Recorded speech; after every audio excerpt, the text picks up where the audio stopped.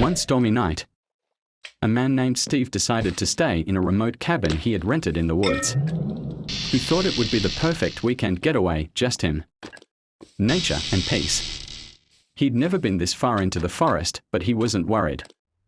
He'd watched enough horror movies to know what not to do. No investigating, strange sounds, no opening creepy doors, and, most importantly, no going out after dark.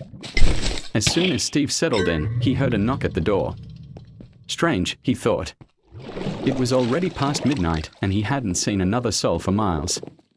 Hesitant, he opened the door slightly. No one was there, but on the doorstep sat a small, tattered doll. It looked like something you'd find in an antique store, a porcelain face, cracked and smiling in a sinister way. Trying to shake off the uneasy feeling, Steve took the doll inside, reasoning that it was probably just a prank. He put it on the mantel and went to bed, but he couldn't sleep. Every time he closed his eyes, he swore he heard giggling, faint but unmistakable. He ignored it. It's just the wind. Or maybe his imagination. At 2 a.m., the giggling grew louder. Steve bolted upright.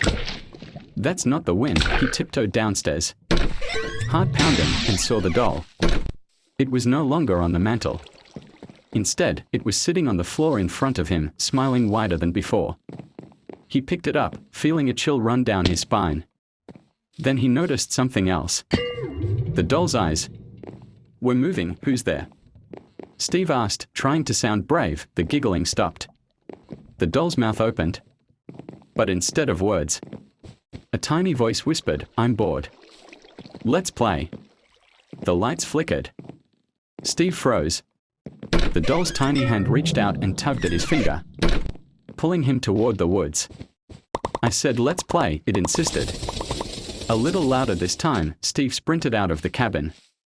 But when he turned around, the doll was standing on the porch, grinning as the storm raged on. The last thing Steve heard before he fled into the dark was the soft sound of that doll giggling, growing louder and closer now.